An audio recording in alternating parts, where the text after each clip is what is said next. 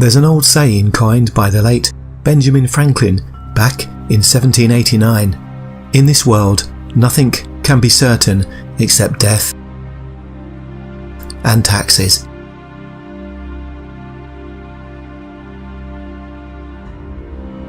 This dismal thought tends to linger in our subconscious because we are all conscious entities, and we all understand that one day we were born and one day we will die. To be blissfully unaware of this eventuality might seem easier to live with. As the old saying goes, ignorance is bliss.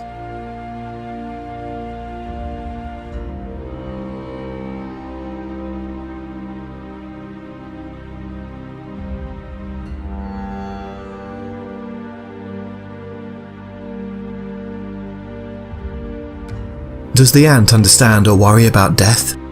No, the ant is just part of a colony of ants following a joint goal: to live.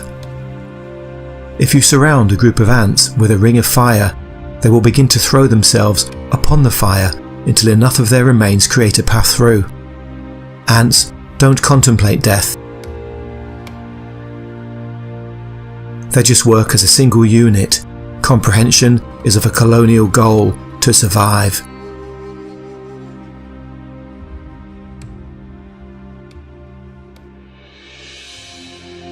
As intelligent beings, we do acknowledge our mortality.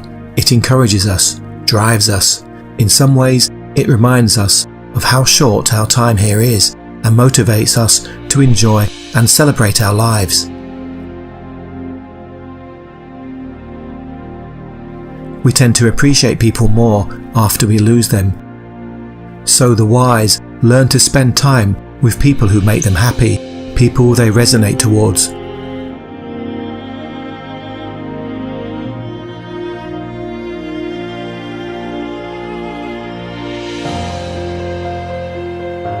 Being aware of our mortality and timeline also goes some way to allow us to take stock of our achievements. We compare ourselves with others. We wonder of things we could have been. We reflect on missed chances and opportunities perhaps we were not prepared for at the time. For what is luck but the chance collision of opportunity and preparation, allowing the magical fluke to provide an advantage in life? Maybe a chance meeting with a soulmate.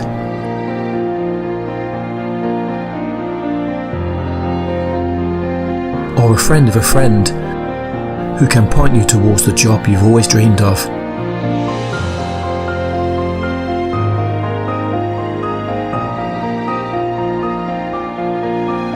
A prosperous investment that floats your way instead of others, allowing you financial freedom.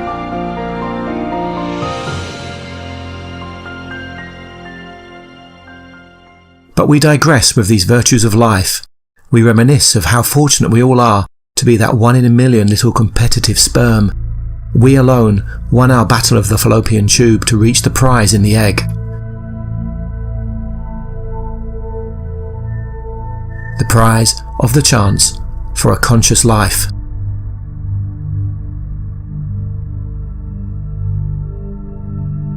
But one day we know it must come to an end, and that's one of life's biggest questions.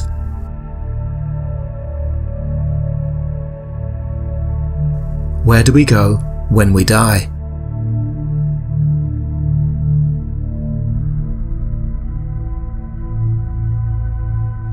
We've all heard of reincarnation.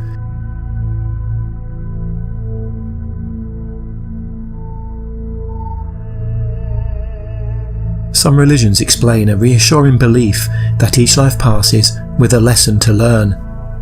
We are born again and again to learn more lessons until we have progressed in such a way that we no longer need to return to the physical plane.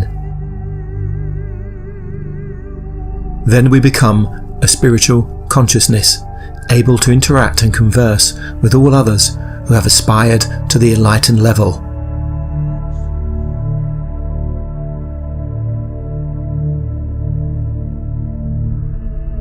Some old theories can be refreshed and put into new context of our knowledge as we progress and evolve.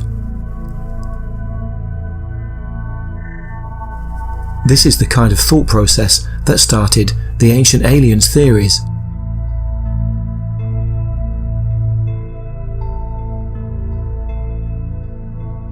Theories that revisited the ancient scriptures but interpreted them with our modern understanding of technology today.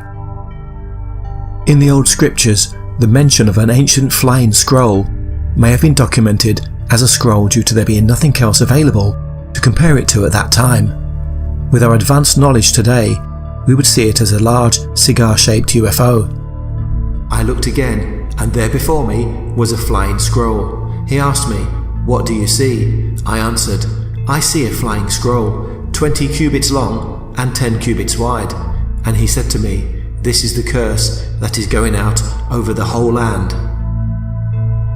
Again, we digress, for this feature is exploring where we go when we pass and traverse the living state.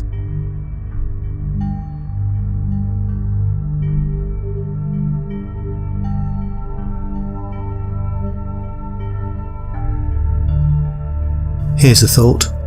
When we eat a banana, does the banana die? We know it's organic, and that if we leave it for long enough, it will wither and rot. But if we eat it, our bodies will convert its essence into energy. But the banana will cease to exist. So, when we expire, where will our atoms go?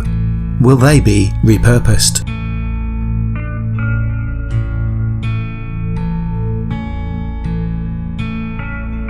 Even now, if a 20-year-old man thinks back to himself as a 4-year-old child, he really is a different person. All of his cells and atoms have been replaced. There are between 50 and 75 trillion cells in the human body. Each type of cell has its own lifespan. Some last months, where others last years. Some mathematicians claim that every 7 years or so, we are an entirely different person. Fortunately, the cells have a memory function, so we still look roughly the same as we always did. Energy never dies, it just changes form. And energy is the key here and the secret to comprehending rebirth. Some people think that when we die, we cease to exist forever. We know of the frightening things that will happen to our bodies as they decompose and change form, tissues and cells breaking down and dissolving into the earth. Some would say back into the earth from which we came.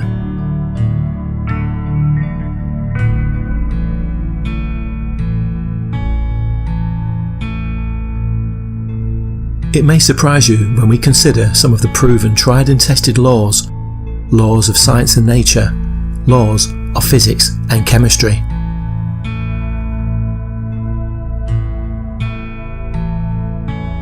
The law of conservation of energy is one of the basic laws of physics and therefore governs the microscopic motion of individual atoms in a chemical reaction.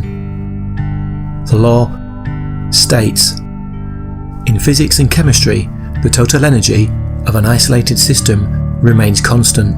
It is said to be conserved over time. This law means that energy can neither be created nor destroyed. Rather, it can only be transformed or transferred from one form to another. For instance, chemical energy is converted to kinetic energy when a stick of dynamite explodes. If we add up all the forms of energy that were released in the explosion, such as the kinetic energy and potential energy of the pieces, as well as the heat and the sound, one will get the exact decrease of chemical energy in the combustion of the dynamite. Classically, conservation of energy was distinct from conservation of mass. However, special relativity showed that mass is related to energy and vice versa by E equals mc squared. And science now takes the view that mass energy is conserved. Einstein's theories are still sound to this day. So what does this mean, and how does this relate to us passing? Without going into too much technical speak. We are creatures of flesh, bone and energy. The human body at any given moment produces equivalent to a 100-watt light bulb. Every day, a man uses about 2,000 calories. That's equivalent to 8.4 million joules of energy, or as much energy as 2 kilograms of TNT. If you can imagine the devastation 2 kilograms of TNT can do, you will appreciate just how much energy passes through us to sustain us on a daily basis. Thanks to Einstein, we also know that matter and energy are 2 rungs on the same ladder. In death, our atoms are repurposed. All that energy, which ultimately originated during the Big Bang, will always be around. Your light, your essence of energy, will continue throughout space until the end of time. Remember, no energy gets created in the universe and none gets destroyed. We simply change form. Here's another thought to take this theory even further. Our essence and collection of experiences is our consciousness. What if our consciousness also follows the same laws? It has no reason not to. What if it too does not dissolve into nothingness, but instead changes form, leaving our flesh and bones to join up and assimilate with the collective consciousness? Imagine all knowledge and information stored in one place. Lessons learned in that lifetime uploaded and analysed. Would that help pass on the knowledge that drives evolution so that future generations can progress and adapt? If so, can this be applied to all living things, all animals too?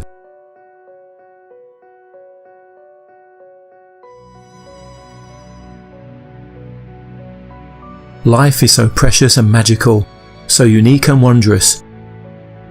Surely it's possible that such a journey can lead to another realm.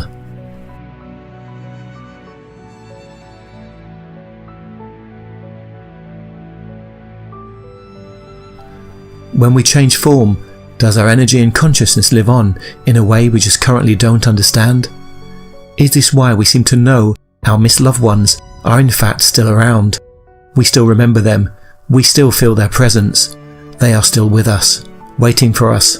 They just changed form. According to Einstein's theories, it seems completely possible.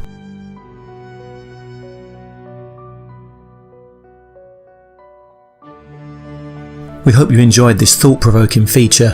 If so, please like and share to support us. If you'd consider subscribing, it really does help us out a lot. Remember to click the bell to enable us to notify you of new content.